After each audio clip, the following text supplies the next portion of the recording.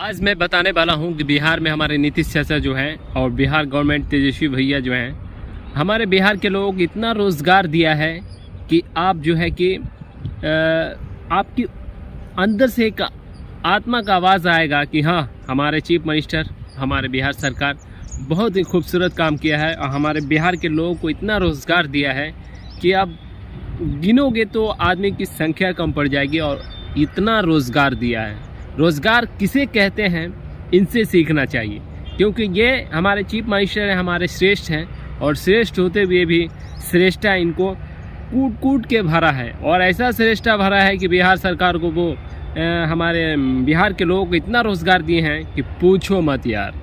ये ऐसे सरकार है, क्या दिमाग है, वाह वाह वाह वाह। 2 लाख लोगों को रोज़गार, सरकारी नौकरी दे दिए और बोलते हैं कि 14 करोड़ बिहार के लोगों को रोज़गार दे दिया। रोज़गार, सरकारी नौकरी देना, ये उनके लिए रोज़गार है। रोज़गार किसे कहते हैं, हमको तो लगता है कि इनको पता ही नहीं होगा। वो भी टीचर भर्ती के लिए। आज से 20 साल हो गया, शिक्षा पर सबसे ज़्यादा पैसा खाली टीचर भर्ती कर रहे हैं, वो पैसा इन्वेस्ट कर रहे हैं और ये खर्चा कर रहे हैं इतना पैसे कि हम इतने लोगों को सरकारी जॉब दे दिया, ओनली मास्टर बनाएंगे। और बिहार में हम तो देखबे करते हैं कि मास्टर किस तरह हमारे जो बच्चों को टैलेंट बनाते हैं, हुनर बनाते हैं, ये सब तो आप सब देखबे करते हैं। लेकिन फिर भी ये पैसा जो ये खर्चा किए हैं, चलो अच्छी बात है, तो इससे आप बिहार का रोज़गार कैसे होंगे, ये हम समझना चाहते हैं और आप लोग भी समझो। क्योंकि ये 2 शिक्षा विभाग अगर इसको रोज़गार दे दिया तो ये सबसे बड़ा रोज़गार है। लेकिन इनके पास ये दिमाग, कॉमन सेंस नहीं है। चीफ मिनिस्टर होते हुए 20 साल का एक्सपीरियंस हो गया और ये बड़े भैया हैं हमारे तेजस्वी भैया, जो कि इनके बाबूजी भी थे चीफ मिनिस्टर, कितने बार बने, अभी तक उनका जो है कि नॉलेज नहीं हुआ। हमें लगता है कि हम एक दूसरे से ही देख के सीखते हैं। अगर नहीं सीख पाए तो हम तो व्यर्थ और लाचार इंसान हैं, क्योंकि हम एक दूसरे से ही अगर उनकी कर्मों का फॉलो करते हैं तो हम सीखते हैं और सीख के अगर कुछ श्रेष्ठ पदों पे है तो उसको करना चाहिए, और नहीं है श्रेष्ठ पदों पे तब भी हमें कोशिश करना चाहिए। लेकिन ऐसे लोग हैं जो कि श्रेष्ठ पदों पे हैं लेकिन व्यर्थ है, इनकी जो कर्म है वो एक तुच्छ मनुष्य जैसा है, जो कि ये पद पे बोलनी है लेकिन इनका काम जो है एक तुच्छ मनुष्य जैसा है।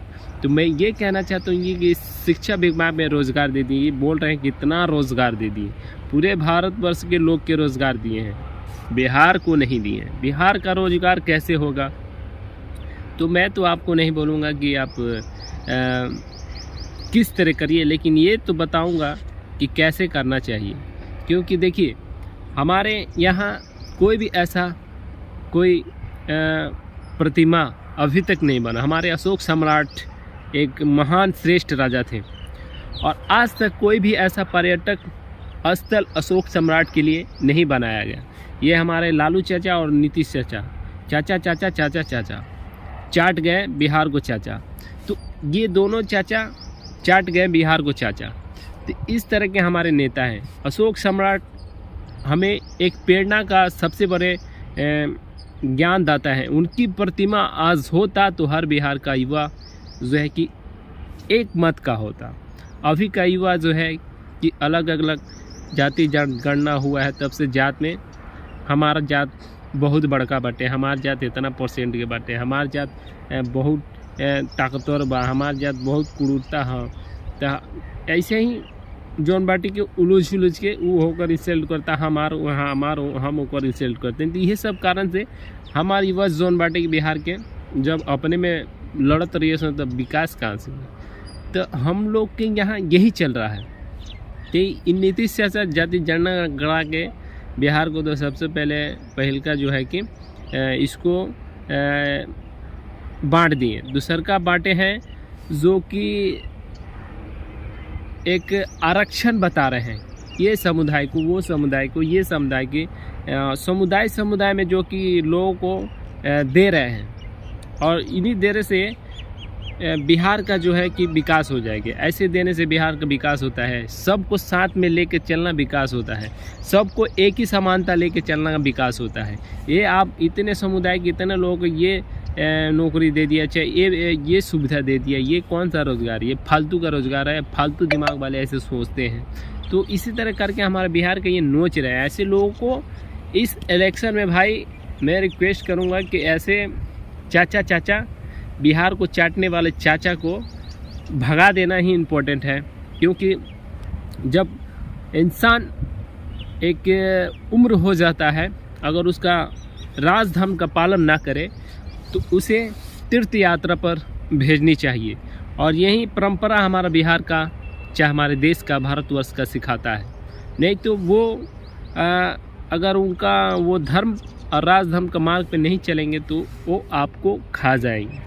आपका हर गुण वो आपको तनाव में भर देंगे, आपका बुद्धि जो है कि ख़राब कर देंगे कि आप उसी में उलझा रहेगा और आपका भविष्य जो है कि टैलेंट नहीं हो पाएगा। तो ऐसे लोगों को अगर हो जाना चाहिए तो उनको खुद संन्यास ले लेना चाहिए, तीर्थ यात्रा पर निकल जाना चाहिए, क्योंकि यही इम्पोर्टेंट है।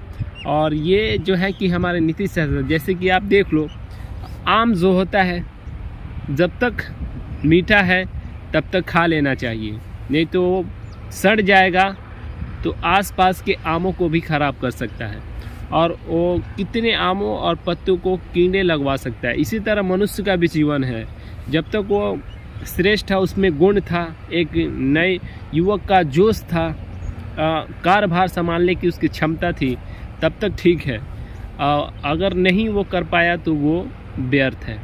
इसके लिए उसे धर्म का तीर्थ यात्रा पर जाना चाहिए, नहीं तो वो अपने नए पीढ़ियों को बहुत कठिनाइयों में डाल देगा और वो हिंसक पैदा करवा देगा और ख़ुद वो अपने में लड़ झड़ के मर जाएंगे। तो ऐसे नेताओं को भेज देना इस इलेक्शन में, क्योंकि बहुत इम्पोर्टेंट है। नहीं भेजोगे तो अपना बिहार जो है टैलेंट नहीं होगा। देखो, आज तक कोई ऐसा बड़ा मंदिर नहीं बनाया। योगी बाबा को देख लो, वो पैसा जो है ओनली दान के पैसा से वो राम मंदिर बन गया और अभी ब्याज के पैसा से बना, अभी वो पैसा है और वो पैसा से अभी कितने कार होंगे। हमारे यहाँ कोई भी ऐसा बड़ा मंदिर ये बुढ़े चाचे हमारे अभी तक नहीं बनाए। इतना राज किया। ये जब पक्षपात बिहार में उत्पन्न करेंगे तो धर्म कैसे बनाएंगे, धर्म का विकास कैसे करेंगे। राज धर्म का ज्ञान होना चाहिए, वली राज्य या धर्म का ज्ञान नहीं होना चाहिए। ये दोनों रहेगा तभी श्रेष्ठ आदमी है। ये दोनों में से एक एक किसी के पास रहेगा तो वो व्यर्थ आदमी है। तो ऐसे व्यर्थ आदमी को इस इलेक्शन में भगा दो यार, नहीं तो ये हमारे बिहार का खा जाएगा लोग। क्योंकि आने वाला समय जो है कि बहुत मैं देख रहा हूँ ऐसी ऐसी घटनाओं, ऐसे ऐसे प्लानिंग लोग कर रहा है लोग कि आने वाला समय में हिंसा होगा और हिंसा में बहुत सारे को क्षति पहुँचेगा, बहुत कठिनाइयों को झेलना पड़ेगा। तो अभी से मैं उन युवाओं को कहूँगा जो कि जो जानते हैं, समझे हैं, देखे हैं, क्योंकि हम सब एक दूसरे को देखते हैं। अभी का जो है कि हर जगह हम लोग जाते हैं, हर स्टेट में घूम के आते हैं, पूरे भारत में घूम के आते हैं, कुछ तो कुछ नॉलेज ज़रूर लेके आते हैं। तो वो नॉलेज हम लोग एकत्र होके करना चाहिए और हमें राज धर्म का पालन करना चाहिए और सब मिलकर आवाज़ उठाना चाहिए कि हमें क्या करना है। क्योंकि इस इलेक्शन में अगर नहीं आवाज़ उठाओगे तो फिर वही होगा जो ये बेवकूफ़ हमारे राजनेता हैं, जो कि हमारे बिहार को टुकड़ों टुकड़ों में बांट रहे हैं। जैसे कि इनका बाप का ज़मींदारी है, लो 1 बीघा तुम ले लो, 1 बीघा तुम ले लो, ऐसे करके बांट रहे हैं। तो ये बांटने वाला नहीं होता है, राज बांटा नहीं जाता है। सबको समान, एक समान होना चाहिए, सबको उतना ही मिलना चाहिए। या कि फिर इसको इतना दे दिया, इसको उतना दे दिया, ऐसे बांट के, जैसे कि धर्मशाला होता है ना कि आओ, बिहार को धर्मशाला बना दिया गया है। बिहार को धर्मशाला बना के उसको जितना मन के जो यूज़ कर ले और चल जाए। इसी तरह हमारे बिहार को ये धर्मशाला बना के जो कि इनको नष्ट कर रहे हैं। तो ऐसे नेताओं को फेंक देना ही इम्पोर्टेंट है। इस साल के इलेक्शन में इनको फेंकना इम्पोर्टेंट है भाई। किसी को चुनो, एक ही इंसान को चुनो, क्योंकि अब तुम एक पीढ़ी हो, एक अभी से बदलाव नहीं किया जाएगा तो नहीं हम लोग सक्सेस हो पाएंगे। ये बिहार को खा जाएंगे लोग, ऐसे इंसान हैं। क्योंकि बूढ़े हो जाने पर दिमाग जो है कि अगर संतुलन बनाए नहीं रखा जाएगा, राज धर्म का गुण नहीं आएगा तो वो संतुलन बिगाड़ देते हैं। हमें यूपी से सीखना चाहिए। फिल्म सिटी का 10,000 करोड़ का फिल्म सिटी बना, अभी देख लो राम मंदिर का